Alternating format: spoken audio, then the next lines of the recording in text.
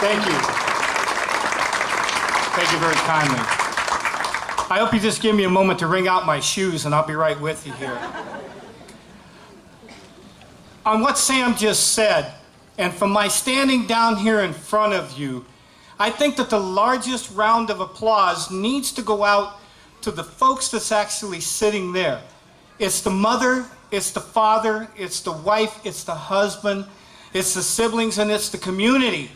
Because without that support, none of us would have been able to do what we're doing. So first what I'd like to do is give you a salute, and then I'd like you to join me in a round of applause for yourself if you've never had that chance. So first off, I'd love to salute all of you for the job that you did, and please join us with the spouses and the family members of all the military, if you would.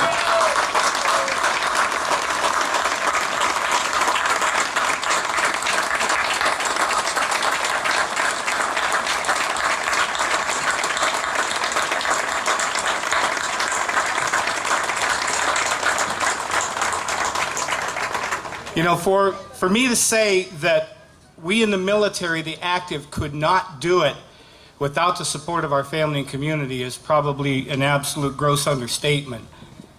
And for me to say the honor of visiting and talking with dedicated Americans at a gathering of this magnitude is more than a humbling experience, is probably, it's coming up as short as I could possibly do. I wish every American could see the passion on display here and realize we're more than just a flyover country for them. We don't just do things because they're fashionable at times and then move on just to keep up appearances. It's areas like ours that our nation turns to in its hour of need, time and time again.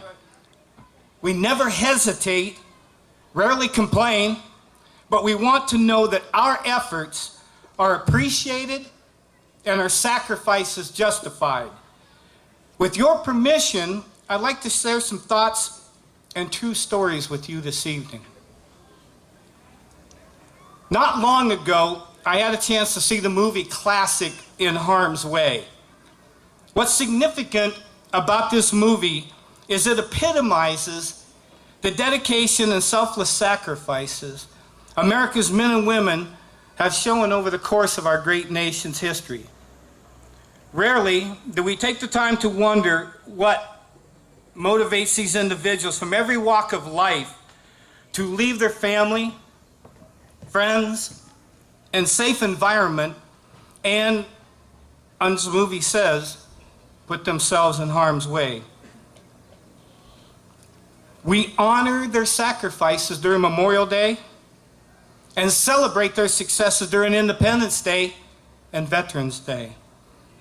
We look at them with pride when we see them in uniforms and professional mannerisms that reflects our beliefs and dedication to helping the less fortunate among us, preserving our freedoms and liberty that we hold so dear.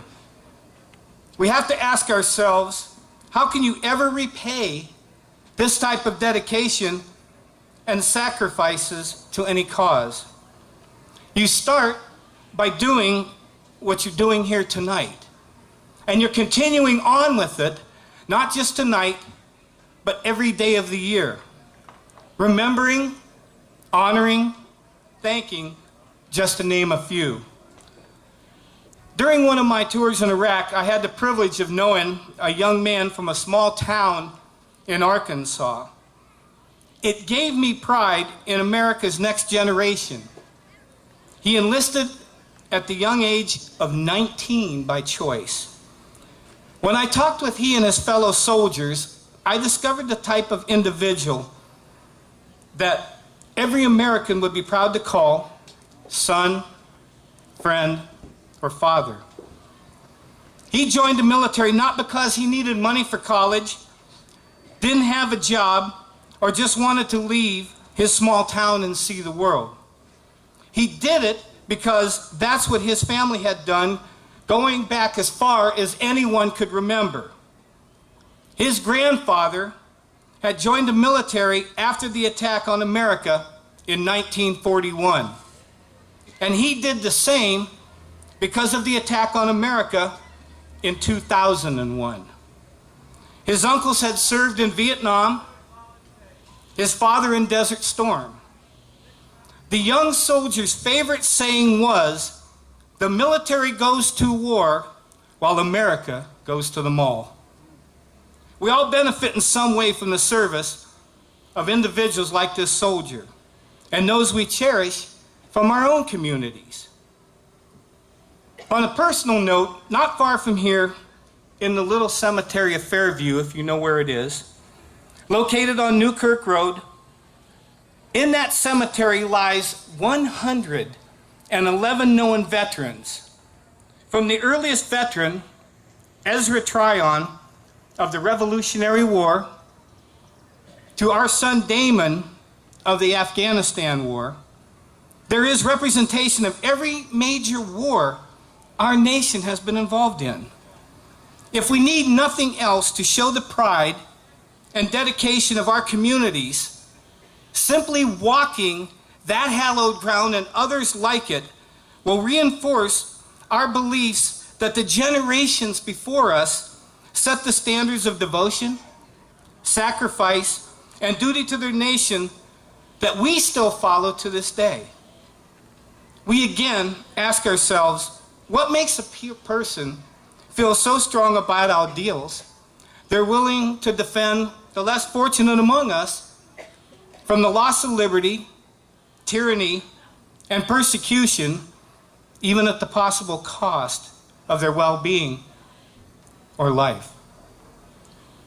More important, can anyone truly put a price tag on the possible sacrifice of one's life? We can all think of the relative or friend that left to answer our nation's call and came back with changes that to this day they still can't explain. We find there are sacrifices of war and separation other than those of the battlefield. There is a sacrifice of relationships that never had the chance to blossom or mature. It could have been the new marriage or the family member graduating.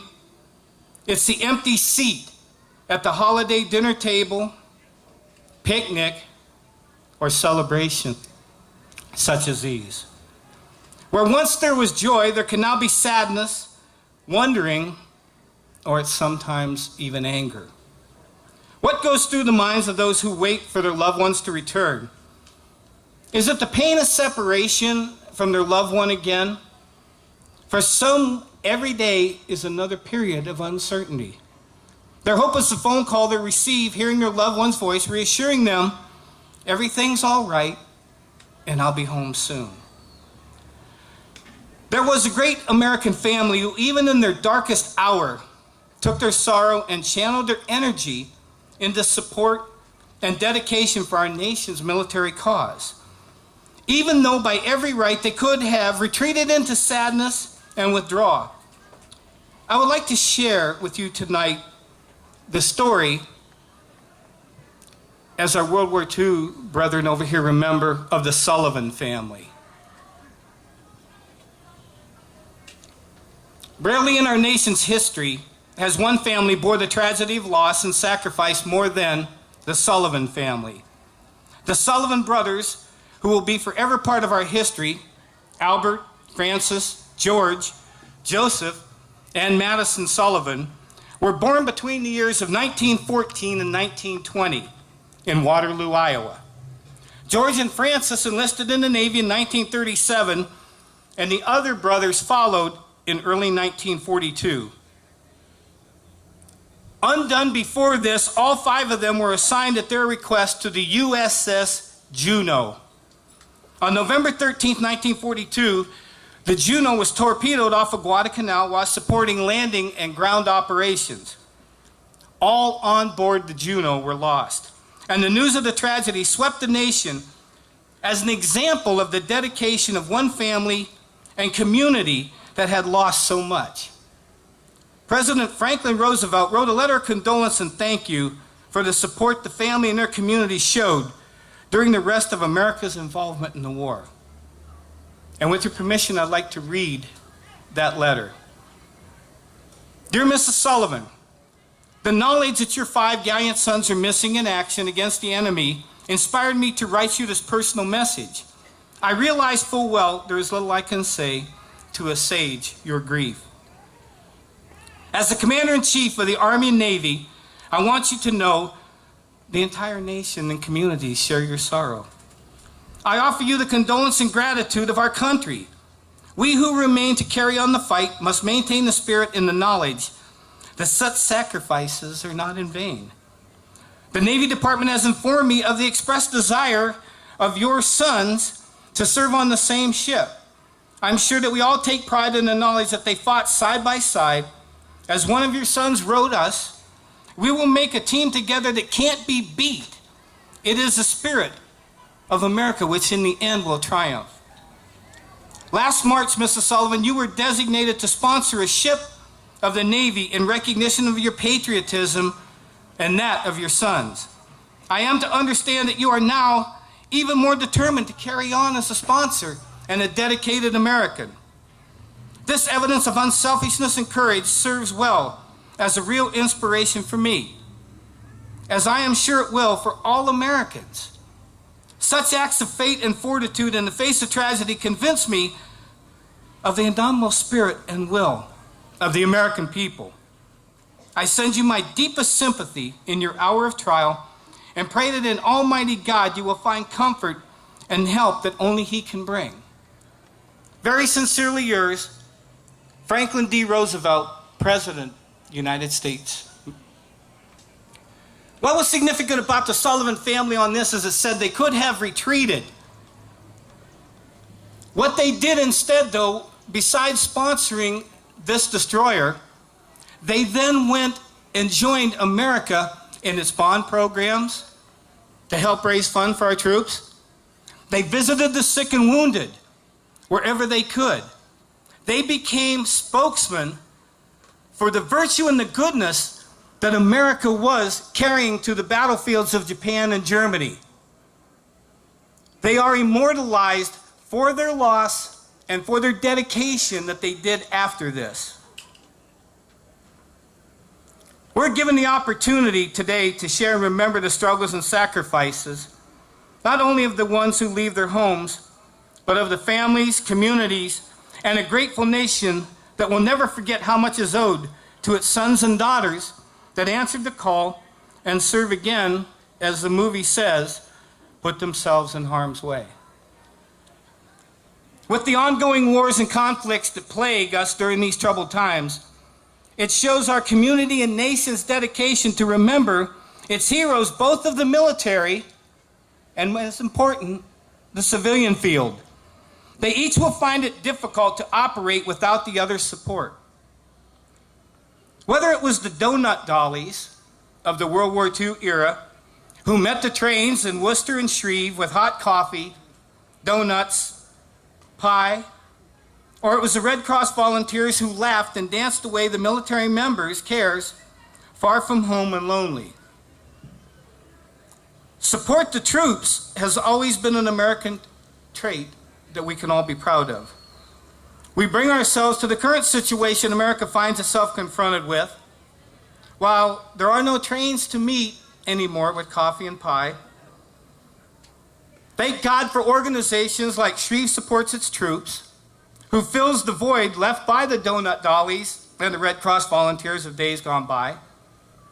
While there is no canteen club with movie stars, as they said, and as our World War II brethren can probably attest to, dancing, rubbing elbows with our fighting forces, there are dedicated heroes like Tim and Jane Neal, who spend more time than any of us can imagine caring for us, supporting, and reminding the rest of us the price tags of our freedoms that we enjoy every day of our lives.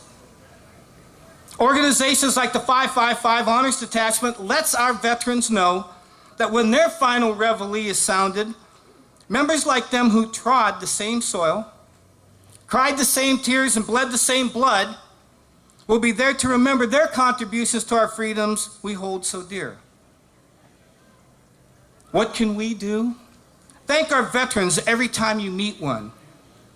Thank dedicated individuals like the Neals, the family and friends out here who have watched their loved ones depart. Remember, the red stripes of our flag stands for the blood shed by those we never knew. It's those individuals who put welfare of others before their own. May God bless, and He will, this unique community that we have here. May God bless and protect our loved ones as they protect us. As important, may God bless each one of you. And in closing, may God bless America. Thank you.